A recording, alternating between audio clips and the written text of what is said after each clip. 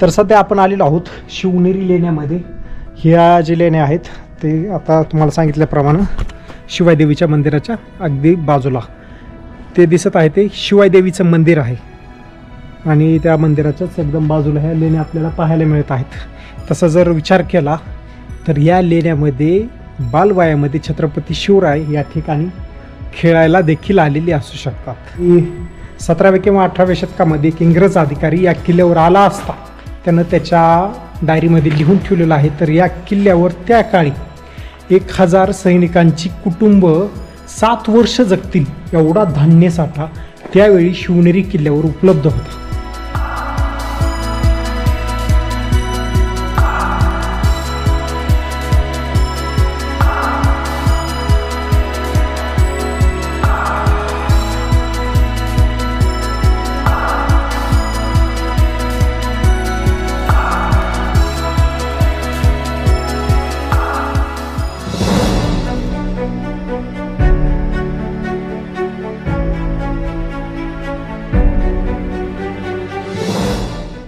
शिवादेवीचं दर्शन झालंय आणि मंदिर इथं पाठीमागं।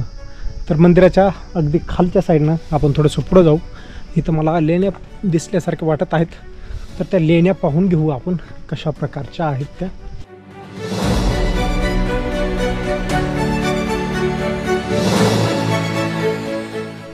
तर सध्या आपण आलेलो आहोत शिवनेरी लेण्यामध्ये। ह्या जे लेण्या आहेत ते आता तुम्हाला सांगितल्याप्रमाणे शिवाई देवीच्या मंदिराच्या अगदी बाजूला ते दिसत आहे ते शिवाई देवीचं मंदिर आहे आणि त्या मंदिराच्याच एकदम बाजूला ह्या लेण्या आपल्याला पाहायला मिळत आहेत। तसा जर विचार केला तर या लेण्यामध्ये बालवयामध्ये छत्रपती शिवराय या ठिकाणी खेळायला देखील आलेले असू शकतात नाही, आलेच असतील, मंदिरात देखील आले असतील। मासाहेब जिजाऊ या मंदिरामध्ये कित्येक वेळा येऊन गेले असतील असं हे पवित्र ठिकाण आपल्याला पाहायला मिळत आहे आज। व्हिडिओला लाईक, शेअर आणि सबस्क्राईब करायला चॅनलला विसरू नका। खूप मेहनत करून यावं लागतं इथपर्यंत तुम्हाला दाखवण्यासाठी आणि मलाही आवडतं फिरण्यासाठी। तर मी फिरून माझा तर आनंद मी करतोच, घेतोच आनंद, पण आनंद द्विगुणित होतो ज्यावेळेस मी काढलेले व्हिडिओ देखील चालतात त्यावेळेस। तर लाईक, शेअर आणि सबस्क्राईब करायला विसरू नका, कमेंट देखील। तर चला आता लेण्यापासून आपण परत जाऊ आणि शिवजन्म ज्या ठिकाणी झालेला आहे त्या शिवजन्मस्थान आणि छत्रपती शिवरायांचा पाळणा आपण ह्या 2-3 वास्तू जे राहिलेल्या आहेत। कडेलोट पॉईंट आहे, अंबरखाना देखील आहे आणि अजून काय काय पाहायला मिळतं ते पाहून घेऊ। चला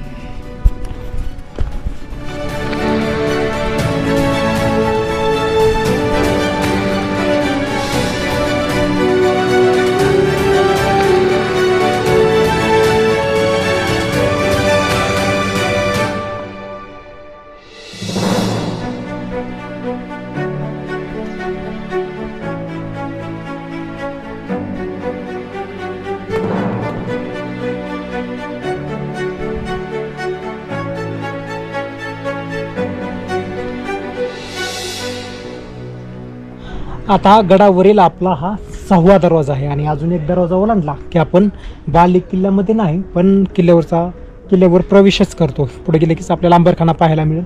तर हा किल्ल्यावरचा 6वा दरवाजा म्हणजेच मेना दरवाजा।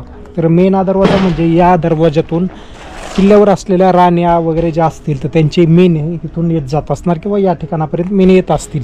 तर मेने हे मुख्यतः लेडीजसाठी म्हणजेच महिलांसाठी असतात आणि पुरुषांसाठी पालखी, अशा प्रकारे हा मेना दरवाजा आहे। आणि इथून पुढे गेलं की आपल्याला अजून दुसरा दरवाजा कोणता तरी पाहायला मिळेल, ते आपण तिथे गेल्यावर पाहू।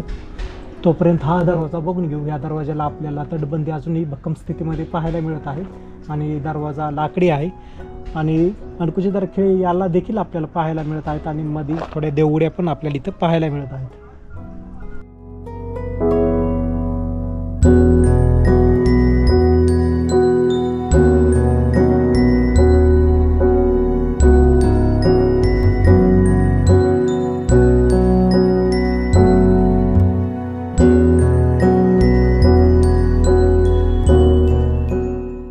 तर हा किल्ल्यावरील सगळ्यात शेवटचा दरवाजा म्हणजेच कुलूप दरवाजा। कुलपासारखा आकार आणि किल्ल्यावर याच दरवाजातून प्रवेश थेट मिळतो, म्हणून हा कुलूप दरवाजा देखील ओळखला जातो, कुलूप म्हणून. तर कुलपासारखा आकार देखील आहे म्हणतात. आणि आतल्या साईडला देवडे आहेत आणि वेलांचं अंकन देखील आहे. आणि या दरवाजाला जी तटबंदी पाहायला मिळते ती थेट नैसर्गिक तटबंदीला जाऊन भेटलेली आहे. तर अशा प्रकारचा हा किल्ल्यावरील शेवटचा आणि 7वा दरवाजा आपल्याला या ठिकाणी पाहायला मिळते. इथून पुढे गेलं की आपण किल्ल्यामध्ये प्रवेश घेतला.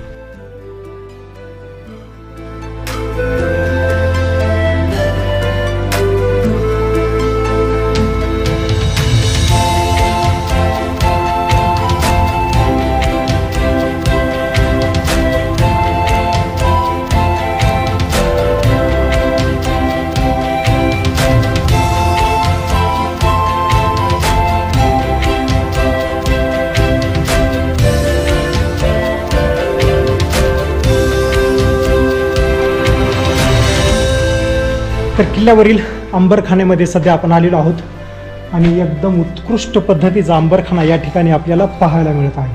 अंबरखान्याची साईज देखील खूप मोठी आहे आणि 17व्या किंवा 18व्या शतकामध्ये एक इंग्रज अधिकारी या किल्ल्यावर आला असता त्यानं त्याच्या डायरीमध्ये लिहून ठेवलेलं आहे. तर या किल्ल्यावर त्या काळी 1000 सैनिकांची कुटुंब 7 वर्ष जगतील एवढा धान्यसाठा त्यावेळी शिवनेरी किल्ल्यावर उपलब्ध होता. जर समजा एखाद्या शत्रूनं किल्ल्याला वेढा घातला तर 7 वर्ष हे सैनिक हा किल्ला झुंजवू शकतील असा हा अंबरखाना या ठिकाणी आपल्याला पाहायला मिळत आहे. छत्रपती शिवरायांच्या काळामध्ये याचा उल्लेख मिळत नाही की छत्रपती शिवरायांनी शिवनेरीवर म्हणजे शिवनेरी छत्रपती शिवरायांच्या ताब्यामध्ये आली होती म्हणून. म्हणजे छत्रपती शिवरायांनी आक्रमण वगैरे केले ते 1-2 वेळा, पण शिवनेरी किल्ला हा महाराजांच्या आधिपत्याखाली नव्हता आलेला.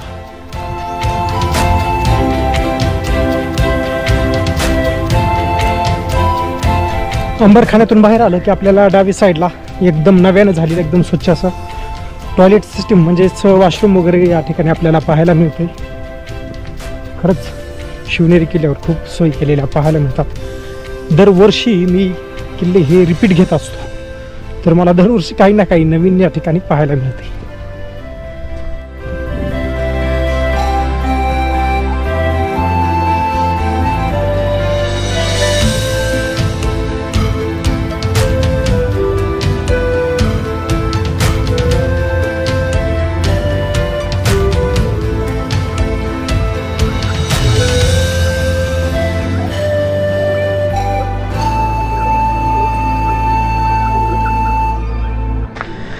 एवढी झाडी ना शिवनेरीवर तर उन्हाचा परिणाम जास्त जाणवत नाही.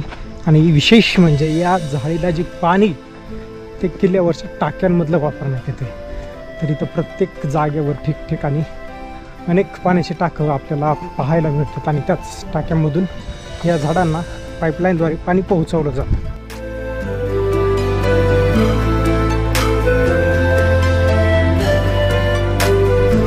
तर आता आपण किल्ल्यावरील बाले किल्ल्यापर्यंत पोहोचलो आहे आणि माझ्या पाठीमागे जी इमारत दिसते ती आहे शिवकुंज. तर या शिवकुंजामध्ये छत्रपती शिवराय तसेच माँसाहेब जिजाऊ यांची मूर्ती आपल्याला पाहायला मिळत आहेत. बाल शिवाजी तलवार घेऊन थांबलेले आहेत आणि माँसाहेब जिजाऊ त्यांना काहीतरी सांगत आहेत किंवा शिकवत असतील अशा प्रकारची मूर्ती या ठिकाणी पाहायला मिळते. आणि छत्रपती शिवरायांचा राज्याभिषेक सोहळा असलेला फोटो देखील या ठिकाणी पाहायला मिळतो. गेट बंद आहे आणि या इमारतीला माँसाहेब जिजाऊ मंदिर देखील म्हटलं जातं. आणि अगदी आपण शिवजन्मस्थळाच्या जवळच पोहोचलेलो आहोत.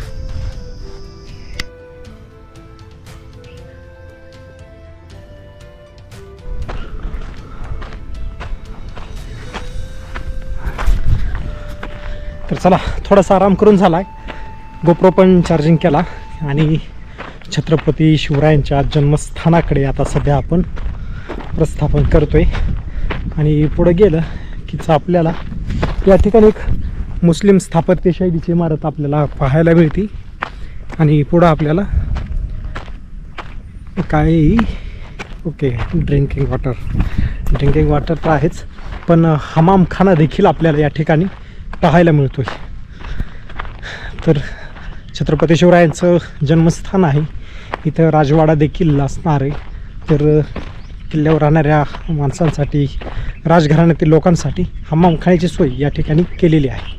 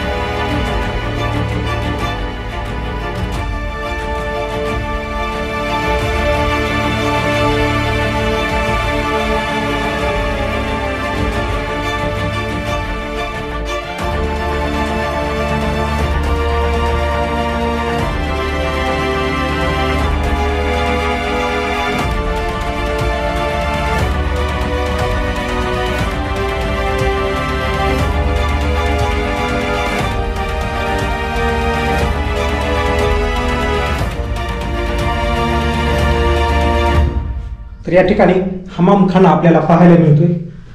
तर हमामखान्याची बिल्डिंग मस्त आहे आणि वरी ह्या घुमटाला होल देखील बांधलेले आहेत, प्रकाश यावा आतल्या साईडला म्हणून. आणि या ठिकाणी पाणी वगैरे साठत असेल, bath tub, it's like a bath tub. आणि इथं खिडकी, इथं कसं कसं प्रकारे होत असेल हे आता मला नाही सांगणार, पण इथं मातीपासून म्हणजे कापरापासून तयार केलेली पाईपलाईन देखील आपल्याला पाहायला मिळते. आणि इथं तिथून आउटलेट देखील आहे. आणि इकडे एक पाण्याचं टाकं ज्यातून पाणी आत पण येत असेल अशी सोय या ठिकाणी आपल्याला केलेली पाहायला मिळत आहे. तर अशी अतिशय उत्कृष्ट असं शाही हमामखाना या ठिकाणी आपल्याला पाहायला मिळालेला आहे. आणखी पूर्ण इमारतच हमामखान्याची आहे असं वाटतंय मला. तर इथं पण हौद आपल्याला पाहायला मिळत आहेत. हे पहा, इथं पण हौद आहेत आणि हे पण तशाच टाईपमध्ये दिसतंय. परत इथं आल्यानंतर इथं पण एक असं वाचतोय आणि त्याला पण आउटलेट पाहायला मिळालं. आणि इथे एक मला काहीतरी विशेष पाहायला मिळालं म्हणून परत आलोय. तर या ठिकाणी पहा, हे काय, हे काय आहे काय कळलं नाही मला. स्टेप्स आहेत, गिअर सारखं काहीतरी वापर होत असेल याचा पण पूर्वीच्या काळी.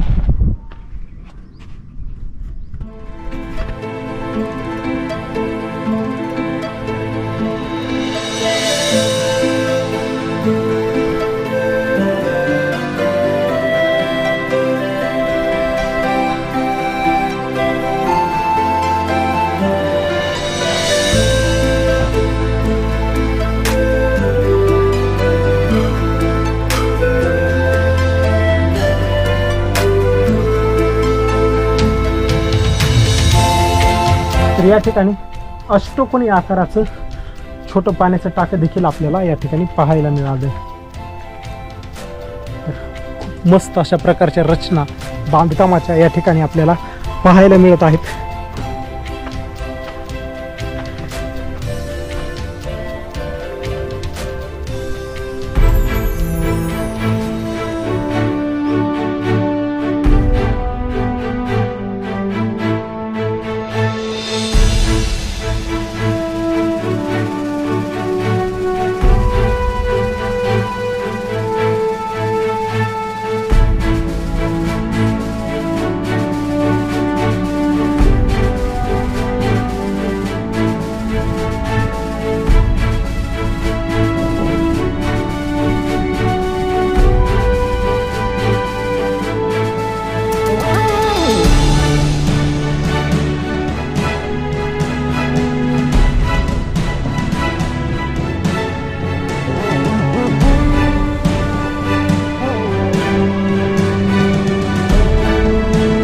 ज्या ठिकाणाची आपण अत्यंत आतुरतेने वाट पाहत होतो त्या ठिकाणी सध्या आपण पोहोचलोय. श्री छत्रपती शिवराय युग पुरुष ज्या ठिकाणी जन्माला आले त्या ठिकाणी सध्या आपण पोहोचलोय.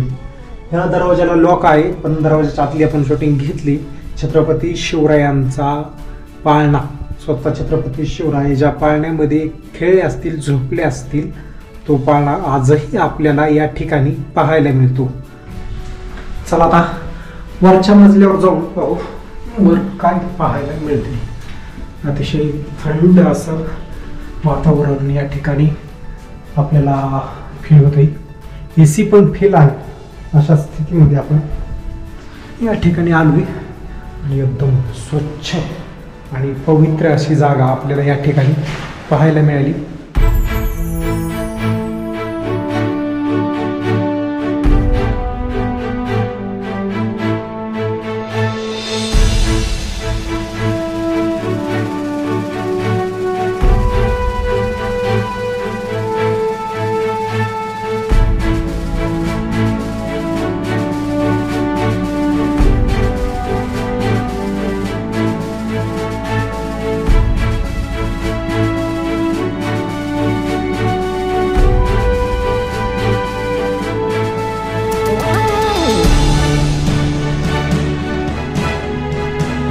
शिवरायांचा जन्म ज्या ठिकाणी झाला अशी पवित्र वास्तू या ठिकाणी आपल्याला माझ्या पाठीमागं पाहायला मिळते. इयत्ता 4थीच्या पुस्तकामध्ये शिवनेरी किल्ल्याचा जो फोटो दाखवला आहे तो देखील याच वास्तूचा दाखवलेला आहे. तर अशा प्रकारची ही पवित्र वास्तू पाहून झाल्यानंतर आता आपण पुढं एक पाण्याचं टाकं आणि कडेलोट पॉईंट आहे ते दोन्ही पॉईंट पाहू आणि शिवनेरीला बाय बाय करू.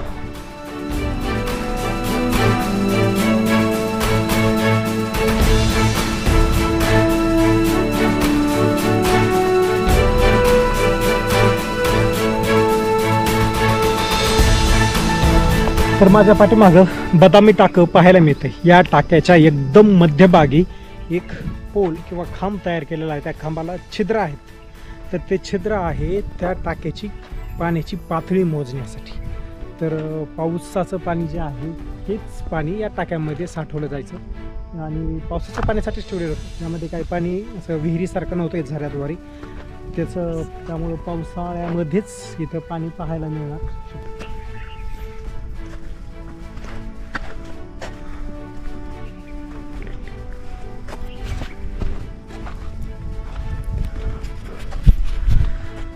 या खांबाचं संवर्धन करण्यात आलेलं आहे आणि इथं सिमेंट लावलेलं दिसतंय.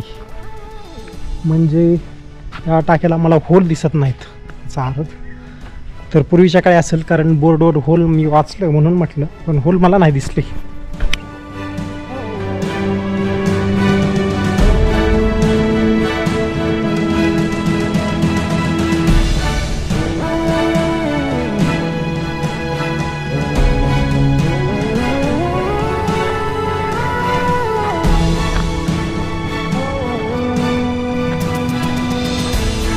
तर बदामी टाकं पाहून आपण आता कडेलोट पॉईंट किल्ल्यावरील शेवटचा पॉईंट पाहण्यासाठी जातोय. तर या ठिकाणी आपल्याला एक दिंडी दरवाजा लागला. तर कडेलोट पॉईंटकडे जात असताना दिंडी दरवाजातूनच आपण तिकडे जाऊ शकतो. मे बी तिथून ॲक्सिडेंट होण्याचे चान्सेस वगैरे असतील, त्यामुळं इथून पुढं दिंडी दरवाजा लावलेला असेल आणि इथून पुढं चौकशी करूनच कोणाला जायचं त्याला सोडलं जात असेल, म्हणून या ठिकाणी दिंडी दरवाजाची स्थापना केलेली असणार.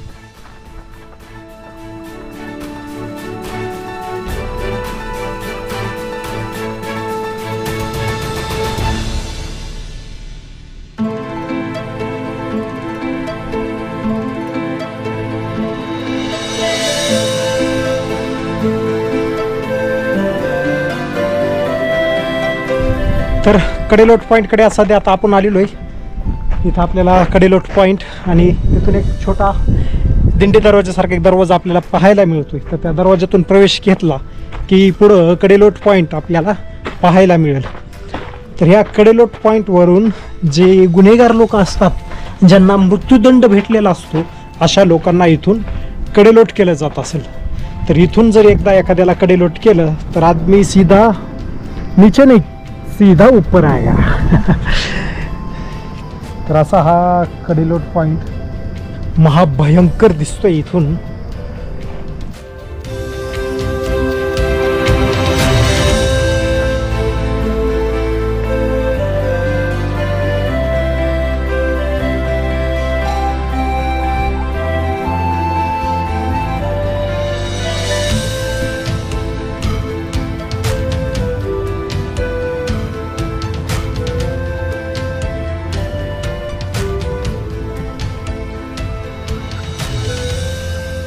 आता दुपारचे 12:15 वाजल्यात आणि आपण ट्रेक चालू केला होता जवळपास 7:45ला आणि सुरुवातीचे 4 दरवाजेच आपल्याला कव्हर करण्यासाठी तब्बल 1 तास लागला होता. 8 आणि 4 12 म्हणजे जवळपास 4 तासामध्ये आपण पूर्णपणे किल्ला कव्हर करण्याचा प्रयत्न केला आहे. त्यामध्ये लेण्या आपण फक्त कमी घेतल्या. तर सध्या बाय बाय म्हणण्याची वेळ आलेली आहे. तर व्हिडिओ कसे वाटतात हे कमेंटद्वारे नक्की कळवा. चला भेटू लवकरच एका नव्या व्हिडिओमध्ये एखाद्या नवीन पॉईंटला. तोपर्यंत तुम्ही काळजी घ्या आणि व्हिडिओ पाहत राहा. तुमच्या नातेवाईकांपर्यंत, तुमच्या मित्रांपर्यंत, तुमच्या कॉन्टॅक्टमध्ये असलेल्या माणसांपर्यंत आपली व्हिडिओ शेअर करा, जेणेकरून मला पण मनाला शांती वाटते आणि फिरण्याला अजून उत्साह मला निर्माण होतो.